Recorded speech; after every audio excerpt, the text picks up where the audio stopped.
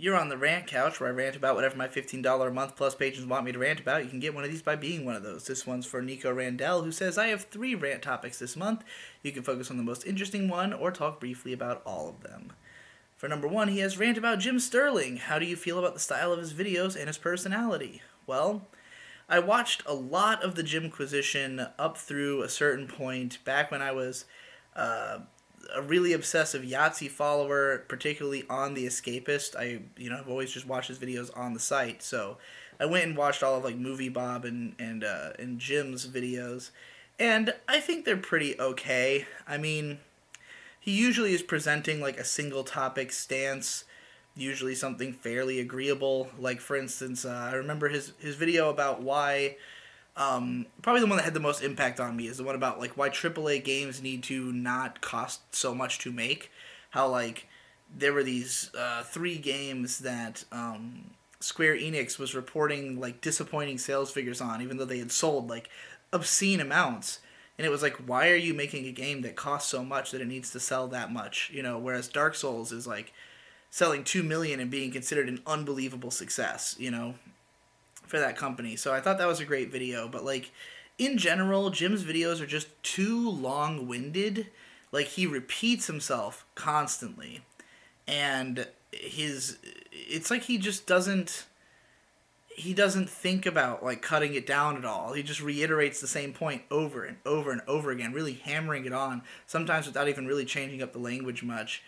And I appreciate that like the character of the videos is that he's not taking himself too seriously, but at the same time there's this certain like smug sense. I mean, I guess the smugness is also part of the joke, but like he's so legitimately angry at the things he's talking about. And that it works for his delivery in a way. It's fun, but you get the impression that like, you know, that outside of these videos he takes himself a lot more seriously, that he really does care about the things he's talking about. And I mean, that's fine, you can care about it, but it's just like it's a weird push and pull between like the ironic character and the very serious person playing the ironic character. um I also just think he talks way too slow and theatrically, but I guess some people like that. His editing's not good. The audio quality's not amazing in a lot of them. I love the OP though.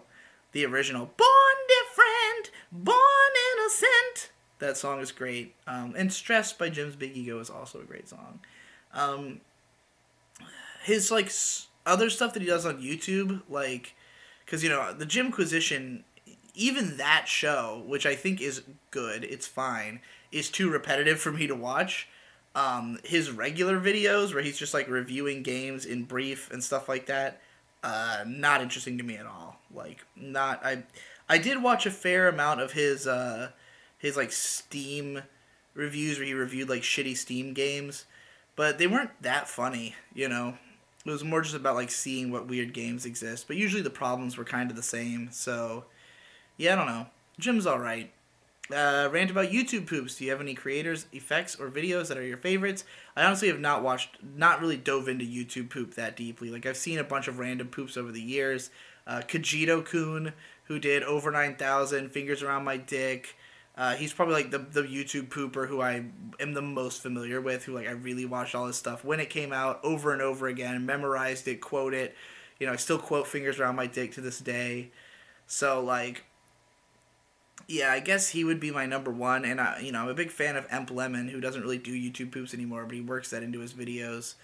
Um, a lot of the ones that my friends would show me that they would insist were like the funniest shit in the world, I didn't think were funny at all. Like, I think YouTube poop really is like like because the jokes are so specific and so weird. It's like different audiences will really have different things they think is funny. Um, so yeah, I don't know. There's not a ton of them that I love. And rant about Mary Sue's and Gary Stu's. Can they ever work as characters, or will they always fail? What are your favorite or least favorite examples? I think they can work just fine. I think like people are way too fucking hard up. I mean, the thing about Mary Sue is that it was really created in reference to fan fiction characters, and to the way that people would write fanfics where the main character is basically obviously supposed to be themselves, and they're also perfect. Like they never do anything wrong, everything bad happens to them. I think that when you start applying that to characters in like real stories, you know, it's basically only ever used as an insult. It's just meant to be like, oh, this character sucks, and it's because they're Mary Sue. But like, you know, I don't think it necessarily always has to be a big deal that a character is a Mary Sue. You might not relate to the character as much, but it won't necessarily make the story bad. And it doesn't even have to make the character bad necessarily. If they're like sincere and believable, and you want to like them, you know, if like they have a good personality, you might not care that they are sort of flawless. But yeah, I think it's like an overhyped problem in general. And there you go.